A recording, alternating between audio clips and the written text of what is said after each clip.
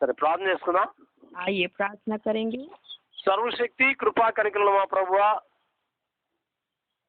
सर्वशक्ति మహోన్నతుడా, మహాగణుడా, నీకు వందనాలు చెల్లిస్తున్నాం.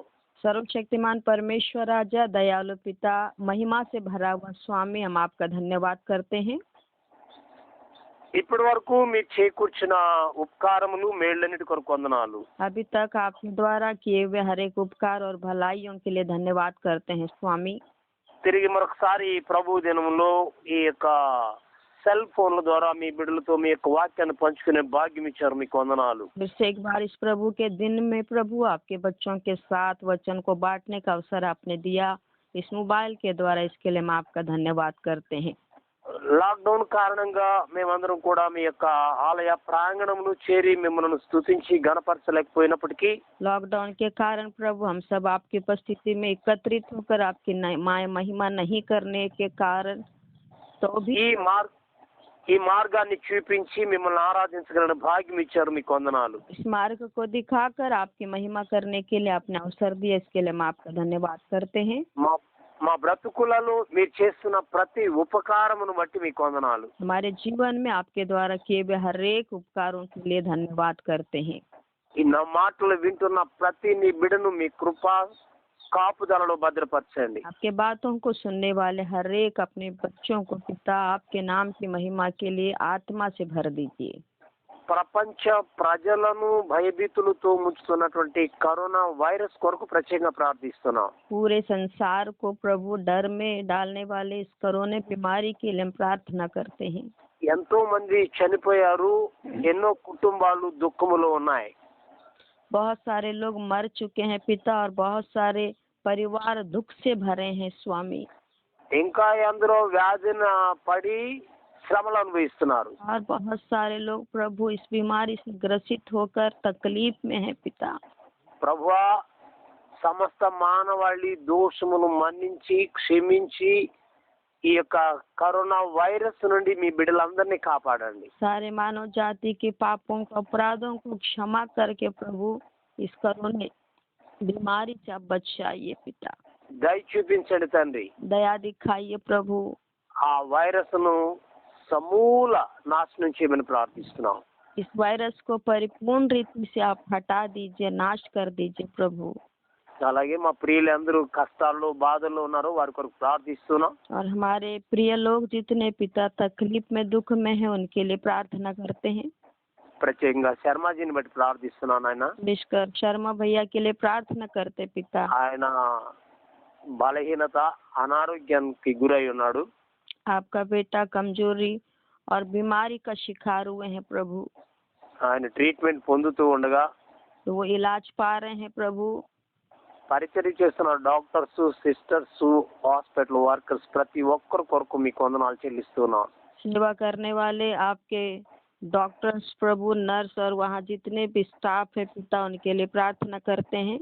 మీ దాసుని కొరకు వారు వాడుతున్న ప్రతి ఔషధము తన శరీరంలో పనిచేసి స్వస్థత కలగడానికి సహాయం చేయండి. आपके दास के लिए उपयोग करने वाला हर एक दवाई उनके शरीर में काम करके उन्हें चंगाई मिलने के लिए आप सहायता करिए। డాక్టర్స్, సిస్టర్స్, వర్కర్స్ అందరి కొరకు మీకు వందనాలు. डॉक्टर्स, नर्सेस और सारे वर्कर्स के लिए हम आपका धन्यवाद करते हैं। మీ కృపగల హస్తాలను వారిని కాచి కాపాడండి. आपके अनुग्रहकारी हाथों में अपने बच्चों को संभाल कर रखिए। మీ యొక్క సంకల్పాన్ని బట్టి క్షేమకరమైన ఆరోగ్యం ఇచ్చి గృహానికి చేర్చి మీకు సాక్షిగా వాడుకోమని ప్రార్థిస్తున్నాం. आपके संकल्प के अनुसार प्रभु परिपूर्ण रीति से चंगाई देकर घर पहुंचाकर आप महिमा को पाइए। అలాగే రాజేష్ సోన కొరకు కూడా ప్రార్థిస్తున్నాం. राजेश सोना भैया के लिए भी हम प्रार्थना करते हैं प्रभु। ప్రభువా, నీ యొక్క దాసుడు కుటుంబాన్ని విడిచి దూర ప్రదేశంలో ఉన్నాడు. आपका दास परिवार से दूर प्रभु अभी है पिता। లాక్డౌన్ కారణంగా రాలేకపోతున్నాడు. लॉकडाउन के कारण नहीं आ पा रहे हैं प्रभु। త్వరలో పరిస్థితులన్నీ అనుకూలపరచండి. जल्दी सारी परिस्थितियों को अनुकूल करिए प्रभु। తన కుటుంబంలో తాను ఆనందించగలిగిన భాగ్యం దయచేయండి. परिवार के साथ आपकी महिमा करने के लिए आप सहायता करिए తాండే ఆరోగ్యం కొరకు కూడా ప్రార్థిస్తున్నాను. प्रभु। तांडे भैया के स्वास्थ्य के लिए प्रार्थना करते हैं प्रभु। మీ యొక్క హస్తంతో తాకి ఇంకా పరిపూర్ణమైన శక్తి ఆరోగ్యం దయచేయండి. आपके हाथों से छूकर परिपूर्ण रीति से चंगाई दीजिए। ఇంకా మా ప్రియులు అందరూ అనారోగ్యానికి గురయ్యారో వారందరూ కొరకు ప్రార్థిస్తున్నాం. हमारे प्रिय लोग जो अभी बीमार है पिता, उन सब के लिए प्रार्थना करते हैं। మా ప్రభువా వారిని జ్ఞాపకం చేసుకోండి. उन्हें स्मरण करिए प्रभु, వారి కుటుంబాలు వారి పిల్లలందరూ కూడా జ్ఞాపకం చేసుకోండి. परिवारों को, उनके बच्चों को, सबको प्रभु आप स्मरण करिए। మీ సన్నిధి తోడుగా ఉంచి ఆధ్యాత్మికంగా బలపరచండి. आपकी उपस्थिति में रख कर प्रभु आत्मिक रीति में आगे बढ़ने के लिए सहायता करिए। మీ యొక్క సంకల్పం అయితే यदि आपकी योजना है पिता, త్వరలోనే మేమందరం కూడా మీ సన్నిధిలో చేరి స్తుతించే భాగ్యం దయచేయమని शीघ्र ही पिता आपकी उपस्थिति में एकत्रित होकर आपके नाम की महिमा करने के लिए सहायता करिए। మమ్మల్ని అందరినీ కూడా మీ కృపా కాపుదలలో భద్రపరచమని, हम सबको आपके सुरक्षित पंखों में संभाल कर रखिए पिता। ఏ విధమైనటువంటి బలహీనతలకు గురి కాకుండా కాపాడమని, कोई भी कमजोरी का शिकार ना बने, आप सहायता करिए। మీకు బలమైన సాక్షులుగా మేమందరం ఉండులాగున आपके लिए अच्छा गवाही बनकर जीने के लिए మా ప్రభువును మా రక్షకుడైన యేసు క్రీస్తు ప్రశస్త నామమున మనవి చేసి వేడుకుంటున్నాను తండ్రి. हम सबकी सहायता करें। इस प्रार्थना को हमारे उद्धारकर्ता प्रभु यीशु मसीह के नाम से मांगते पिता, ఆమేన్. आमीन। క్రీస్తునందు ప్రియమైన దేవుని బిడ్డలారా, యేసు క్రీస్తు ప్రశస్త నామములు మీ అందరికీ కూడా ఈ ప్రాతకాల శుభములు దేవుడు దయచేయును గాక. मसीह में प्यारे लोगों, आप सबों को प्रभु यीशु मसीह के मधुर नाम में शुभकामनाएं देते हैं। सुबह काल की आशीष आपके जीवन में बना रहे। నిన్న సాయంత్రమున మనము యోహాను రాస్తున్నటువంటి 3వ పత్రికలో మనము ధ్యానం చేసాము 2వ వచనం మీద. बीती शाम को हम लोगों ने यूहन्ना की 3री पत्री उसका 2 वचन का ध्यान अपन ने किया। మరో కొన్ని విషయాలను కూడా మనం ఈ దినము ధ్యానం చేసుకుందాం. और कुछ बातों का ध्यान हम आज करेंगे। మరొకసారి ఆ వాక్యాన్ని చదువుతాను. एक और बार इन वचनों को अपन पढ़ेंगे। ప్రియుడా, నీ ఆత్మ వర్ధిల్లుచున్న ప్రకారము నీవు అన్ని విషయములలో వర్ధిల్లుచు సౌఖ్యముగా ఉండవలనని ప్రార్థించుచున్నాను. 3 यूहन्ना की पत्री 2 वचन। हे प्रिय, मेरी यह प्रार्थना है कि जैसे तू आत्मिक उन्नति कर रहा है, वैसे ही तू सब बातों में उन्नति करे और भला चंगा रहे। ప్రియమైన దేవుని బిడ్డలారా, మరొకసారి మీ అందరికీ కూడా క్రీస్తు నామములో శుభములు తెలియజేస్తున్నాం. प्यारे प्रभु के लोगों, आप सबों को एक और बार प्रभु यीशु के नाम से हम धन्यवाद करते हैं। ఈ గాయని యోహాను బలపరుస్తూ ఉన్నాడు. गयुस को यूहन्ना बलवंत कर रहे हैं। ఇప్పుడు ఆత్మలో ఆయన వర్ధిల్లుచున్న విషయాన్ని తెలియచేస్తూ, आत्मा में उन्नति करते हुए इस बात को बताते हुए ఇంకా అన్ని విషయాల్లో కూడా వర్ధిల్లాలి. और सभी बातों में उन्नति करने के लिए कहते हैं। కాబట్టి క్రైస్తవ జీవితం అనేది ఏదో ఒక్క విషయం మీదనే వర్ధిల్లేది కాదు, కానీ मसीह जीवन केवल एक ही विषय में उन्नति करना नहीं है, అనేకమైనటువంటి విషయాలు ఉన్నాయి. बहुत सारे विषय है। మనము ఇతరులను ప్రేమించే విషయంలో, हम दूसरों से प्रेम करने के विषय में, దేవుని యొక్క వాక్యానికి లోబడి వాటి ప్రకారంగా జీవించే విధానంలో, परमेश्वर के वचन के अधीन होकर वचनों के अनुसार चलने वाले विषयों में, మనము దేవునికి విధేయత చూపించడంలో, परमेश्वर के अधीन होने में, మన యొక్క సమర్పణ జీవితములో, हमारा समर्पित जीवन में, మన ప్రవర్తనలో కూడా हमारे चाल चलन में भी వర్ధిల్లుతూ ఉండాలి. उन्नति करते जाना है। అంటే చాలా సార్లు ఆత్మీయంగా మనం దేవునితో సంబంధం పెట్టుకొని అలా ఎదిగితే చాలు అనేది చాలా మంది ఉంటారు. और बहुत सारे लोग इस रीति से सोचते हैं कि केवल आत्मिक रीति में उन्नति करेंगे तो काफी है करके, తనకు తానే ఉంటే మంచిది, తనకు తానుగా ఉంటాడు. और वो अपने में ही मस्त रहते हैं, बस अपने में ही अपने आप में रहते हैं। ఏదో తన ప్రార్థన జీవితము, బైబిల్ చదువుకోవడము అలాగా జీవించవచ్చు. और अपने आप में ही प्रार्थना करना, बाइबल पढ़ना, ऐसे ही जीवन जीते हैं। ఇంకా అనేకమైనటువంటి విషయాలు ఉన్నాయి. और बहुत सारे विषय हैं।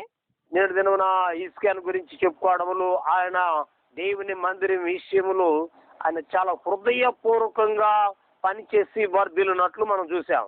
और कल के दिन अपन हिजकिय्याह के विषय में भी देखे कि जैसे परमेश्वर के भवन के कार्यों को कर कर उन्होंने उन्नति पाया। కాబట్టి అన్ని విషయాలలో మనము వర్ధిల్లుతూ ఉండాలి. इसीलिए सभी बातों में अपन को उन्नति करते रहना है। వర్ధిల్లుట అని అనగానే చాలా మంది సౌభాగ్యము, లేకపోతే సుఖము, ధన సంపత్తి ఇలాంటి ఆలోచిస్తారు. उन्नति का बात जैसे भी आता है तो लोग सोचते हैं कि आर्थिक विषय में उन्नति करना या फिर संपत्ति के विषय में, यही बातों को लोग सोचते हैं। వర్ధిల్లడము అని అంటే ఏదో సంపద అని కాదని అర్థం. उन्नति करना उस संपत्ति में उन्नति करने की बात नहीं है। ఆధ్యాత్మికంగా వర్ధిల్లడము, आत्मिक उन्नति करना, దేవుని యొక్క ప్రేమలో వర్ధిల్లడము, परमेश्वर के प्रेम में उन्नति करना, ఆయనని ప్రేమించుతూ ఇతరులను కూడా ప్రేమిస్తూ ఉండడము, परमेश्वर से प्रेम करते हुए औरों से भी प्रेम करते रहना है। ధర్మశాస్త్రంలో ఏదైతే వ్రాయబడి ఉందో దాని ప్రకారంగా జీవిస్తూ వర్ధిల్లడం అనేది. व्यवस्था में जो लिखा है उन बातों के अनुसार जीवन अपन को बिताते रहना है। ఈరోజు నేను ఒక విషయాన్ని మీకు తెలియచేస్తాను. आज एक और विषय को मैं बताता हूँ। అది ఏంటనంటే యెహోషువ గ్రంథంలోకి రండి. यहोशू की पुस्तक निकालेंगे, మొదటి అధ్యాయము पहला अध्याय 8వ వచనాన్ని మీరు గమనించినట్లయితే, 8वें वचन को अपन ध्यान करेंगे। ఈ ధర్మశాస్త్ర గ్రంథమును నీవు బోధింపక తప్పిపోకూడదు, దానిలో వ్రాయబడిన వాటన్నిటి ప్రకారము చేయుటకు నువ్వు జాగ్రత్త పడునట్లు దివారాత్రము దాన్ని ధ్యానించిన ఎడల నీ మార్గమును వర్ధిల్లు చేసుకుని చక్కగా ప్రవర్తించదవు.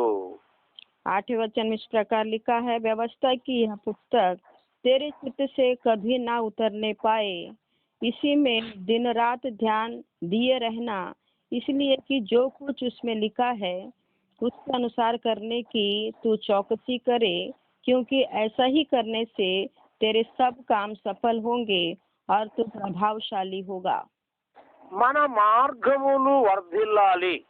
हमारे मार्ग में उन्नति करना है। చాలా మంది కొన్ని వ్యాపారాలు చేసి వారి యొక్క మార్గం వర్ధిల్లాలనుకుంటారు.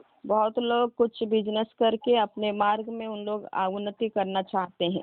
జ్ఞాన సంపాదన కొరకు జ్ఞానం సంపాదిస్తూ తన మార్గం వర్ధిల్లాలనుకుంటారు. और ज्ञान पाते हुए उस ज्ञान के मार्ग में आगे बढ़ना चाहते हैं।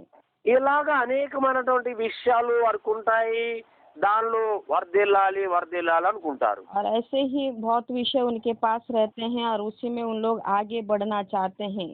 దేవుడు యెహోషువతో చెబుతున్నాడు, परमेश्वर यहोशू से कहते हैं, నీ మార్గం వర్ధిల్ల చేసుకోవాలి అని అంటే यदि तू अपने मार्ग में चौकसी के साथ चलना है तो నువ్వు మొట్టమొదటి చేయవలసినటువంటి ఒక పని ఉంది. सबसे पहले करने वाला एक काम है। అది 7వ వచనంలో మీరు గమనిస్తే, ధర్మశాస్త్రం అంతటి చొప్పున చేయవలెను. व्यवस्था के अनुसार परिपूर्ण रीति से तुमको करना है। నా సేవకుడైన మోషే నీకు ఆజ్ఞాపించిన ధర్మశాస్త్రం అంతటి చొప్పున చేయవలెను.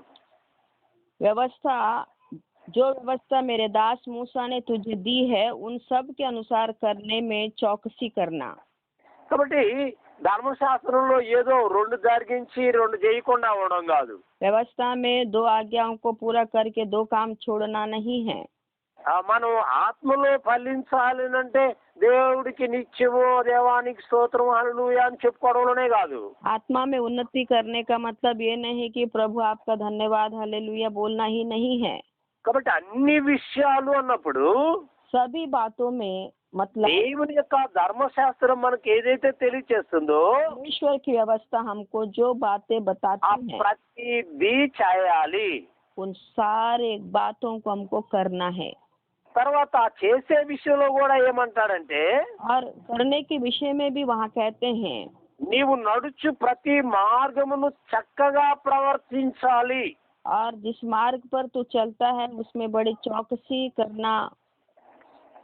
ప్రతి మార్గము అంటే చక్కగా సరైనటువంటి విధానంతో ఉండాలి ప్రతిదీ కూడా. हर बात में बहुत अच्छे से जीना है, हर एक बातों में, ये उसका मतलब है। అంటే కుడికి గాని ఎడమకు గాని తొలగకూడదు అంటారు. दाएं या बाएं नहीं मुड़ना है। అంటే కుడి ఎడమలు అనగానే दाएं बाएं का मतलब తనకున్నటువంటిది ఉన్నట్టు కాకుండా ఎక్కువగా చెప్తున్న కొందరు ఉంటారు. और बहुत सारे लोग ऐसे हैं कि जो उनके पास है उससे बढ़कर बताते हैं, కొందరేమో లేకుండా కూడా ఉందని చెప్పుకుంటారు. और कुछ लोग कुछ भी नहीं रहता है तो बहुत कुछ है करके बताते हैं। కాబట్టి దేవుని వాక్యం మనకి ఏదైతే తెలియజేస్తుందో, ధర్మశాస్త్రం ఏదైతే మనకు తెలియజేస్తుందో దాని ప్రకారంగా నడుచుకోవాలి అని. इसलिए परमेश्वर का वचन और व्यवस्था हमको क्या सिखाते हैं, उसके अनुसार अपन को चलना है। ఇంకా ఏమంటాడంటే, और कहते हैं ఈ ధర్మశాస్త్ర గ్రంథమును నీవు బోధింపక తప్పిపోకూడదు. इस व्यवस्था के पुस्तक को तू बताते जाना, नहीं छूटना है। ఇప్పుడు ఈ మాట మనం వినంగానే అందరూ ఏదో పాస్టర్లు అయిపోవాలనేది కాదు. इसका मतलब ये नहीं है कि सभी लोग पास्टर बन जाएंगे। మరి ఎలా బోధించాలనుకుంటారు? कैसे बताना है? పాస్టర్ అయితేనే కదా బోధించేది. पास्टर होंगे तभी तो बता सकते हैं। దేవుడు మనకి ఏదైతే మేలు చేశాడో అది అందరికీ తెలియజేయడం. परमेश्वर जो भलाई हमारे जीवन में किए हैं उसको बहुतों को बताना है। దేవుడు నీకు తెలియజేస్తున్నటువంటి ఆ సత్యాన్ని, దేవుని ద్వారా నువ్వు గ్రహించినటువంటి ఆ సత్యాన్ని ఇతరులతో పంచుకోవడం. परमेश्वर जो सच्चाई आपको बताए हैं उस सच्चाई को दूसरों के साथ बांटना है। మనం అందరం ఎక్కడ పంచుకుంటామంటే अपन कहाँ बांटते हैं ये सच्चाई को? మన ఆలయం 4 గోడల మధ్య మాత్రమే పంచుకుంటాం. हमारे चर्च के भवन के 4 दीवारी के बीच में ही बांटते हैं। మనమే చెప్పుకుంటే ఇతరులకు ఇంకెప్పుడు చెప్తాం? हम अपने आपस में ही बोल रहे हैं, पर बाहर वालों को आप कब बताएंगे अपन? కాబట్టి అందరికీ చెప్పాలి మనం. सभी को बताना है हमको। కొన్నిసార్లు మన పక్కింటోళ్ళు ఎవరో మనకు తెలియదు. कई बार हम अपने पड़ोसी के बारे में नहीं जानते कि वो कौन है, ఎందుకంటే ఆ కుటుంబంలో వాళ్ళకి వాళ్ళే జీవిస్తుంటారు. क्योंकि वे परिवार में अपने आप में ही जीते हैं। తాను, తన కుటుంబం, తన భార్య, పిల్లలు బస్ అంత మటుకే. वो, उनका परिवार, उनकी पत्नी और उनके बच्चे, बस इतना ही काफी है। అలా కాదు. ऐसा नहीं है। మనము తప్పకుండా మన ఇరుగు పొరుగు వారికి మనం నమ్మినటువంటి ఆ సత్యాన్ని చెప్పగలిగినటువంటి విధానంలో మనం ఎదగాలి. और हमारे पड़ोसियों को जो सच्चाई हमने जाना है उनको बताने का उस विधान में अपन को बढ़ना है। కాబట్టి దేవుడు యెహోషువతో చెప్పాడు, ఒక మంచి వాగ్దానం చేశాడు. परमेश्वर यहोशू से बताए और एक अच्छा वाचा उनके साथ बांधे हैं। నీ బ్రతుకు దినములన్నిటిలో కూడా ఏ మనుషుడు నీకు ఎదురు నిలవడు. उनसे बोल दे तेरे जीवन भर कोई तेरे सामने ठहर ना सकेगा। మోషేకు నేను ఎలాగైతే తోడై ఉన్నానో నీకు కూడా నేను తోడై ఉంటాను. जैसे मैं मूसा के संग रहा वैसे ही तेरे संग भी रहूंगा। నిన్ను విడువను వెడబాయిను, నిబ్బరం కలిగి ధైర్యంగా ఉండు అన్నాడు. और ना तो मैं तुझे धोखा दूंगा और ना तुझको छोड़ूंगा, इसलिए तू हियाव के साथ हियाव बांध दृढ़ हो जा। తప్పకుండా ఈ ప్రజలని ఆ పాలిస్తానా చేరుస్తావు. और इन लोगों को अवश्य पालिस्तीन देश में तुम पहुंचाओगे। నువ్వు చాలా ధైర్యంగా ఉండు అన్నాడు. तुम हियाव के साथ रहना करके प्रभु बोल दिए। ఆ మాట చెప్పి ఆయన ఏం గమ్ముకూరుకోలేదు. इन बातों को बोलकर प्रभु परमेश्वर चुप नहीं रहे। మనం చేయాల్సినటువంటి పని కూడా మనకుంది. हमारा काम जो हमको करना है हमारे लिए है। ఓకే, ఆయన వాగ్దానం ఉంది, ठीक है, उनका वाचा हमारे साथ है, మనకు ఆయన తోడు ఉంటాడు. वो हमारे साथ रहेंगे। మరి ఆయన తోడు ఉన్నప్పుడు మనకు చెప్పిన పని కూడా మనం చేయాలి కదా. जब वो हमारे संग है तो जो बात परमेश्वर ने हमसे बोला है उसके अनुसार अपन को जीना भी है। కానీ ఇప్పుడు సమాజంలో ఎలా ఉందంటే, पर अभी का समाज कैसा है? ఆయన నశించిన వారిని వెతికి రక్షించడానికి వచ్చాడు కదా. परमेश्वर प्रभु यीशु मसीह तो जो नाश हो रहा था उनको बचाने के लिए आए हैं। కాబట్టి ఇప్పుడు ఆయనే నా దగ్గరికి వచ్చి నేను పాడైపోతుంటే ఆయన నన్ను కాపాడాలి అంటారు. इसीलिए वो स्वयं मेरे पास आकर, जब मैं बिगड़ रहा हूँ, नाश हो रहा हूँ, तो वो खुद आकर मुझे बचाएंगे करके अभी सोचते हैं। అంటే మనుషులు ఎవరు పోయి చేస్తే ఆయనకి ఏమో నచ్చదు అది. मनुष्य लोग जाकर बताएंगे तो उनको पसंद नहीं आता। ఆయనే రావాలి ఆయన దగ్గరికి. स्वयं परमेश्वर चलकर उनके पास आना है, ఇంకా అప్పుడు ఆయన అంటాడంట. तब वो बोलेंगे। तब అంటే ఇప్పుడు ఎన్నోడు ఆయన వచ్చినారు, ఇప్పుడు ఆయన ఒకసారి వచ్చిపోయాడు, एक बार आकर चले गए हैं प्रभु यीशु, తన పని వాళ్ళను పంపించాడు, अपने सेवकों को भेज दिए, అయినా నువ్వు వినడం లేదు. फिर भी तुम नहीं सुन रहे हो। మనమంతా అంటే ఆయన ఇస్తానన్నాడు, ఈమను वो दूंगा करके बोले हैं, देने के लिए बोल दो। అంటే ఇప్పుడు మనం చేతులు చాచి పొట్టుకోవడానికి కూడా లాభం లేదు, అంటే అలాంటి స్థితిలో కూడా లేవు మనం. अब हाथ बढ़ाकर लेने के लिए भी सामर्थ्य नहीं हमारे पास, ఆయనే జేబులో పెట్టుకోవాలి. वही आकर अपने जेब में डाल के जाना है। ఇంకా అవసరమైతే ఏం చేస్తారంటే और हो सके तो क्या करेंगे, అరటి పండు ఒలిసి నోట్లో కూడా పెట్టాలి. केले का छिलका निकाल कर हमारे मुंह में खिला देना है। వీడు ఒలుసుకోలేడు. ये तो छिलका भी नहीं छिल सकता। అందుకని ఇక్కడ నువ్వు బ్రతికి దినములన్నింటిలో నేను నీకు తోడుగా ఉంటాను అన్నాడు. ఏ మనుషుడు ఎదురాడు అంటాడు. यहाँ पर परमेश्वर कहते हैं कि तेरे जीवन भर कोई तेरे सामने ठहर ना सकेगा। 7వ వచనంలో ఏమంటాడో చూడండి. 7वें वचन में क्या कह रहे हैं, అయితే నీవు నిబ్రము కలిగి జాగ్రత్త పడి బహుధైర్యముగా నుండి నా సేవకుడైన మోషే నీకు ఆజ్ఞాపించిన ధర్మమంతటి చొప్పున చేయవలెను. इतना हो कि तू हियाव बांध कर और बहुत दृढ़ होकर जो व्यवस्था मेरे दास मूसा ने तुझे दी है उन सब के अनुसार करने में चौकसी करना। అయితే అనే పదాన్ని ఉపయోగించాడు అక్కడ. इतना हो करके ये बात यहाँ पर उपयोग किए हैं। ముందు వాగ్దానం చేశాడు, అన్ని చేస్తాను, నీకు నిబ్రంగా ఉండు, ఏ మనుషుడు కూడా నీ ఎదుటి నిలవలేడు అని చెప్పాడు. బాగానే पहले वाचा बांध दिए कि तू हियाव बांध के रहना और जीवन भर कोई तेरे सामने ठहर नहीं सकेंगे करके वाचा बांध दिए। అది జరగాలి అంటే यदि वो वाचा उनके जीवन में पूरा होना है तो నువ్వు చేయాల్సిన పని కూడా ఉంది. अपन को भी कुछ काम करना है। నా సేవకుడైన మోషే నీకు ఆజ్ఞాపించిన ధర్మశాస్త్రం చొప్పున చేయాలి. और यहाँ पर कहते हैं कि तू हियाव बांध और दृढ़ हो जा, व्यवस्था जो मेरा दास मूसा ने तुझे दी है उन सब के अनुसार करने में चौकसी करना। ఓ క్రీస్తు ఈ లోకములోకి వచ్చి అన్ని విషయాలు తెలియజేశాడు. प्रभु यीशु मसीह इस संसार में आकर सब बातों को बता दिए। ఆత్మ విషయములో మనము వర్ధిల్లాల్సినటువంటి విషయాన్ని గురించి ఆయన చెప్పాడు. आत्मिक उन्नति करने के लिए उस विषय के बारे में भी उन्होंने बताया। ఈ లోక సంపదలన్నీ కూడా వ్యర్థమైనటువంటివి. इस संसार के सारी संपत्ति व्यर्थ है, అవి నీ ఆత్మను వర్ధిల్లకుండా చేస్తాయి. ये सब आपके आत्मा को उन्नति करने के लिए रोकता है। లోక సంపద అనేది కొంత మేరకు అవసరమే, संसार की संपत्ति कुछ हद तक हमको जरूरत है, కానీ అవి నిన్ను ఆత్మీయంగా బలపడకుండా చేస్తాయి. पर ये सब बातें आपको आत्मिक उन्नति करने के लिए रोकता है।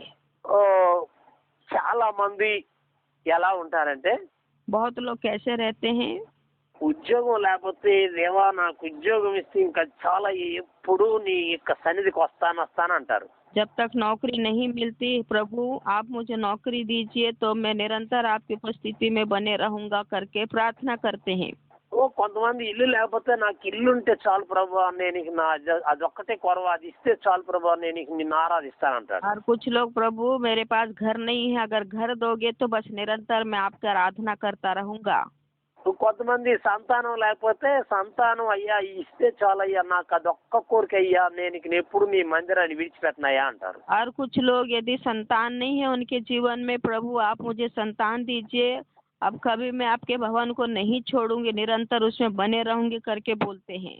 ఇలాగా వారి యొక్క అవసరతలను బట్టి దేవునితో ప్రమాణం చేస్తా ఉంటారు. ऐसे उनके जरूरतों के अनुसार परमेश्वर की उपस्थिति में प्रार्थना करते रहते हैं।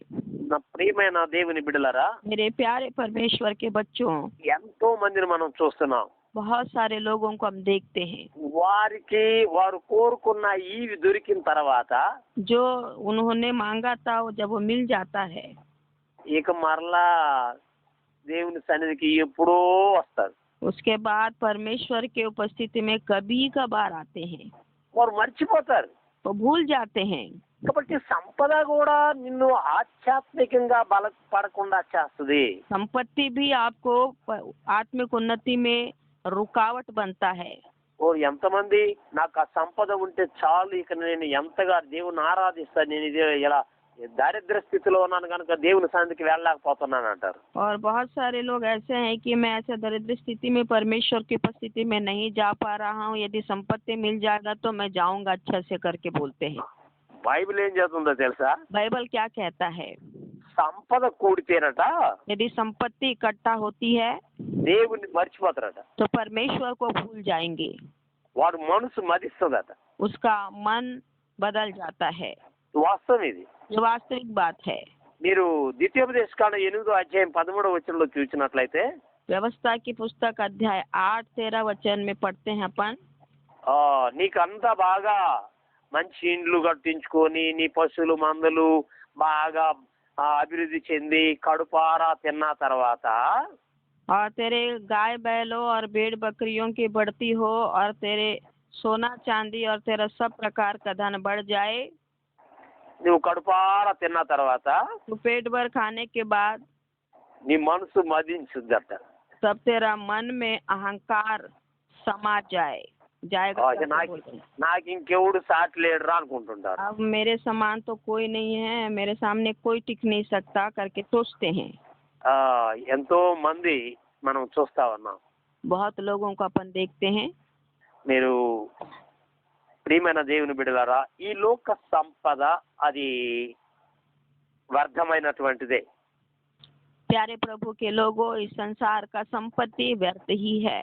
అందుకని అన్ని విషయాలలో అన్నప్పుడు ఈ మామూలుగా ఈ లోక సంబంధమైనటువంటి విషయాలలో వర్ధిల్లాలనేది కోరుకోవద్దు అని. सब बातों में का मतलब ये है कि आप संपत्ति के विषय में बढ़ना है, ये बात ना सोचें।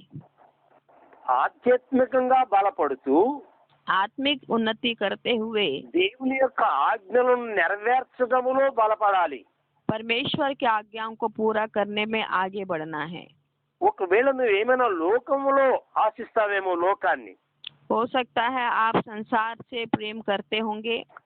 అలా ఆలోచిస్తే అవన్నీ కూడా వ్యర్థమైనటువంటివే. यदि संसार के बातों पर आप मन लगाते हो तो ये सब व्यर्थ ही है। సామెతల గ్రంథములో 23వ అధ్యాయంలో మీరు గమనిస్తే नीति वचन 23 अध्याय में अपन देखते हैं। ఐశ్వర్యము 4వ వచనం నుంచమ్మా. 4 वचन, ఐశ్వర్యము పొంద ప్రయాసపడకుము, నీకట్టి అభిప్రాయము కలిగినను దానిని విడిచిపెట్టుము. నీవు దాని మీద దృష్టించి నిలిపిన తోడనే అది లేకపోవును, నిశ్చయముగా అది రెక్కలు ధరించి ఎగిరిపోవును అంటాడు. పక్షిరాజు ఆకాశమునకు ఎగిరిపోవునట్లు అది ఎగిరిపోవును. नीति वचन 23 अध्याय उसका 4 और 5 वचन इस प्रकार लिखा है। धनी होने के लिए परिश्रम ना करना, अपनी समझ पर भरोसा छोड़ना। क्या तू अपनी दृष्टि उस वस्तु पर लगाएगा जो है ही नहीं? वह उका पक्षी के समान पंख लगाकर निसंदेह आकाश की ओर उड़ जाता है। అన్ని విషయముల్లో వర్ధలమన్నప్పుడు యోహాను యొక్క ఉద్దేశం ఏదో ఈ సిరి సంపదల మీద వర్ధలమని కాదు ఆయన చెప్పింది. सब बातों में उन्नति करने का यूहन्ना का ये उद्देश्य नहीं है कि धन संपत्ति में उन्नति करने का नहीं है। యెహోషువతో చెప్పిన ప్రకారంగా जैसे यहोशू से कहा गया है, ధర్మశాస్త్రములో ఉన్నటువంటిది అంటే దేవుని యొక్క వాక్కు ఏదైతే ఉందో దాన్ని మనము నెరవేర్చాలని. व्यवस्था में जो परमेश्वर के वचन में है उसके अनुसार अपन को पूरा चलना है। తర్వాత అంటే మన యొక్క మార్గాన్ని మనం సరి చేసుకోవాలి. हम अपने मार्गों को सही कर लेना है। అన్ని విషయాలు అన్నప్పుడు सब बातों में का मतलब है మనం ఇతరులకు చెప్పడమే కాదు కానీ दूसरों को बताना ही नहीं, మన జీవితంలో కూడా సరైనటువంటి మార్పు ఇతరులు చూడగలిగి ఉండాలి. परंतु हमारे जीवन में भी बदलाव लोग देखने पाए। మీరు కీర్తనల గ్రంథంలో 119వ కీర్తనలో మీరు గమనిస్తే 119 भजन में अपन देखते हैं 119 119 भजन 15 వచ్చింది చూడండి. 15 वचन को अपन देखेंगे। నీ ఆజ్ఞలను నేను ధ్యానించదను, నీ త్రోవలను మన్నించదను, నీ కట్టడలను బట్టి నేను హర్షించదును, నీ వాక్యమును నేను మరువకయుందును. ఇది ఆధ్యాత్మికంగా వర్ధిల్లడం, ఆత్మలో వర్ధిల్లడం అంటే 119 भजन उसका 15 और 16 वचन इस प्रकार लिखा है, मैं तेरे उपदेशों पर ध्यान करूंगा और तेरे मार्गों की वो दृष्टि रखूंगा। मैं तेरे विधियों से सुख पाऊंगा और तेरे वचन को ना भूलूंगा। కీర్తనాకారుడికి దేవుని యొక్క వాక్యం ఎలా ఉందంటే సర్వ సంపదలు దొరికినట్లున్నాయట. भजनकार को परमेश्वर का वचन जब मिला तो उनको ऐसा लग रहा है कि पूरा सारा संसार का संपत्ति उनको मिल गया है।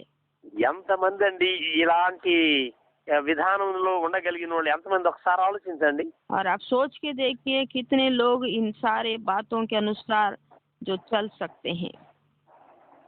దేవుని యొక్క మాటలు परमेश्वर की बातें సర్వ సంపదలు దొరికినట్లట. सारे संपत्ति मिल गया है, उसके समान रहना है। మనమేమో దేవుని మాటలు ఈ రోజు ఆదివారం నాడు దొరుకుతాయి అని అనుకుని ఎంతమంది సిద్ధపడి ఉండగలుగుతున్నాం? और आज संडे के दिन परमेश्वर के वचनों को अपन को मिलेगा करके कितने लोग इंतजार कर रहे होंगे? నాకు కొద్దిగా అనుమానం వస్తుంది. मुझे थोड़ा सा शक लग रहा है, ఎందుకంటే మేము ఇప్పుడు మెసేజ్ తయారు చేసి మీకు పంపించేస్తాం. अभी वचन को तैयार करके हम भेज देंगे आपको। మీరందరూ ఆ వాక్యం వింటా ఉంటారు. वो वचन आप सुनते रहते हैं। ఎలా వింటారు తెలుసా? कैसे सुनेंगे? మొబైల్లో దాన్ని అంటే కొంచెం సౌండ్ పెద్దది పెట్టుకొని थोड़ा बड़ा साउंड लगाकर मोबाइल में ఒక పక్క మీ వంట పని చేసుకుంటా, एक तरफ अपना खाना बनाते रहते हैं లేకపోతే ఇంకా ఏదో వేరే వేరే పనులు చేసుకుంటా या अलग अलग कामों में करते रहते हैं, వాక్యం వింటా ఉంటారు. तब वचन को सुनते रहेंगे। ఇప్పుడు వాక్యం వింటున్నారు, అటు మీ పని జరిపించుకుంటున్నారు. यहाँ पर वचन भी सुन रहे हैं और अपना काम भी आप कर रहे हो। లేరంటారా ఇలాంటి వాళ్ళు? क्या ऐसे लोग नहीं हैं? ఉంటారు, ఖచ్చితంగా ఉంటారు. है, जरूर रहते हैं। కానీ ఇక్కడ ఈయన ఏమంటాడంటే సర్వ సంపదలు దొరికినట్లంట ఆయన శాసనాలు. और यहाँ पर भजनकार कह रहा है कि तेरे विधियों से सुख पाऊंगा और तेरे वचन को ना भूलूंगा, सारे संपत्ति मिलने के समान है करके कहता है। నా గనక ఒక 10,000 రూపాయలు ఎక్కడ దొరికినాయి అనుకోండి, जी मुझे 10,000 रुपया मिलता है, అవి తెచ్చుకొని ఇక నేను ఏ పని చేయకుండా అటు ముందు పెట్టుకొని లెక్కేసుకుంటా ఉంటా. और वो पैसा मैं अपने सामने रख कर उसको गिनते रहूंगा, कुछ काम नहीं करूंगा। ఎందుకంటే ఈ డబ్బు నాకు దొరికింది, ఇది దీని మీదనే కదా ఆశ, మిగిలిన పని కంటే ఇది నాకు ఆశ కదా. क्योंकि सभी कामों में ज्यादा आशा तो मुझे ये पैसे का है, पैसा तो मिल गया। అంటే నాకు ఆ సంపద అవసరం, దాని మీద నేను ధ్యాస పెట్టున్నాను. तो ये पैसा मुझे जरूरत है और उसी के ऊपर मेरा ध्यान था। అలాగే वैसे ही దేవుని యొక్క వాక్యం మీద మనకు మనసు ఉంచితే परमेश्वर के वचन के ऊपर यदि हमारा मन लगा हुआ है, మిగిలిన అన్ని వదిలేయాలి. बाकी सब बातों को छोड़ देना है। ఆ దేవుని మాటలను మనము ధ్యానం చేయాలి. परमेश्वर के बातों को ध्यान करना है ఆ మాటలు దొరికినందుకు చాలా సంతోషించాలి హృదయంలో. और ये बातें मिलने के बाद हृदय में बहुत आनंदित हो जाना है। ఆ ఆజ్ఞలనే మనం ధ్యానిస్తూ ఉండాలి. उन्हीं आज्ञाओं का हमको ध्यान करते रहना है। అయ్యా నాకు ఇలాంటి మంచి వాక్యం ఇచ్చావయ్యా, నాకు నా కుటుంబానికి నాతో మాట్లాడావాయా అని సంతోషించాలి. प्रभु इतने अच्छे वचन आप मेरे लिए और मेरे परिवार के लिए दिए, इतने सुंदर बातों के लिए आपका धन्यवाद प्रभु करके हमको प्रार्थना करते रहना है। ఈ వాక్యాన్ని నేను ఎప్పుడు మర్చిపోను. इन वचनों को मैं कभी नहीं भूलूंगा ఓ నీ కట్టడలలో నేను హర్షిస్తున్నాను అని. और तेरे नियमों में मैं आनंदित हूँ करके विधियों में सुख पाऊंगा करके कहना है। కాబట్టి ప్రియమైన దేవుని బిడ్డలారా, इसलिए प्यारे प्रभु के बच्चों, మరొకసారి మనల్ని మనం పరీక్ష చేసుకుందాం. एक और बार हम अपने आप को परखेंगे। నీ ఆత్మ ఎలా వర్ధిల్లుతూ ఉంది? आपकी आत्मा किस रीति से उन्नति कर रहा है? దేవుని యొక్క ఆజ్ఞల ప్రకారంగా నడుచుకుంటున్నావా? क्या आप परमेश्वर के विधियों के अनुसार चल रहे हो? ఆయన కట్టడలను నువ్వు హర్షిస్తున్నావా? क्या उनके नियमों से आप प्रसन्नित हैं? ఆయన ప్రేమలో నువ్వు ఎదుగుతున్నావా? क्या उनके प्रेम में आप बढ़ रहे हो? ఆ ప్రేమను నువ్వు ఇతరులతో పంచుకుంటున్నావా? उस प्रेम को आप दूसरों को बांट रहे हो? ఒక ఆయన ఇలా అంటాడు, एक व्यक्ति इस रीति से कहता है, కీర్తనాకారుడు, भजनकार, యెహోవా నా ఆశ్రయ దుర్గము, నా విమోచకుడు. यहोवा मेरा आश्रय स्थान है, मेरा मुक्तिदाता है। నా నోటి మాటలు, నా హృదయ ధ్యానము ఆయన దృష్టికి అంగీకారంగా ఉండాలని. मेरे मुंह की बातें और मेरे हृदय का ध्यान उनके लिए अंगीकार बन के रहना है। ఇదే అన్ని విషయాలలో వర్ధిల్లడం అంటే. यही है सारी बातों में उन्नति करने का मतलब। దేవుడు మిమ్మల్ని అందరినీ దీవించును గాక. परमेश्वर आप सबों को आशीष देने पाए। ప్రార్థన చేసుకుందాం. ये प्रार्थना करेंगे। దయగల మా తండ్రి, మీ పాదములకు వందనాలు చెల్లిస్తున్నాం. दयालु पिता, आपके चरणों में धन्यवाद करते हैं। మీరు చేసిన ఉపకారములన్నిటి కొరకు వందనాలు. आपके हर एक उपकारों के लिए धन्यवाद पिता।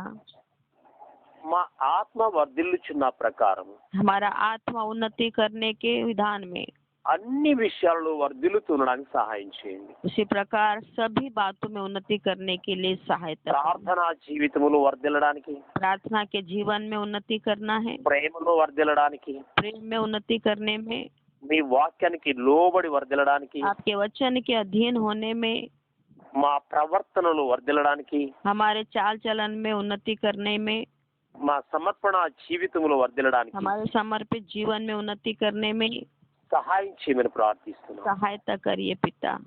మరొకసారి మీ బిడ్డలందరినీ దీవించమని एक और बार आपके सभी बच्चों को आशीष दीजिए। మా ప్రభువును మా రక్షకుడైన యేసు నామమున అడుగుచున్నాం తండ్రి. इस प्रार्थना को हमारे प्रभु और उद्धारकर्ता यीशु के नाम से मांगते पिता, ఆమేన్. आमीन। మన పరమతండ్రి దేవుని యొక్క ప్రేమ, ప్రభువైన యేసుక్రీస్తు యొక్క కృప, పరిశుద్ధాత్మ అన్యోన్య సహవాసం కూడున మనకు, ఆయనను ప్రేమించు ప్రతి ఒక్కరికి, ఆత్మలో వర్ధిల్లడానికి సిద్ధపడిన ప్రతి విశ్వాసకి, సార్వత్రిక సంఘానికి ఇప్పుడు ఎల్లప్పుడూ యుగయుగములు సదాకాలం తోడై నడిపించును గాక. आमीन।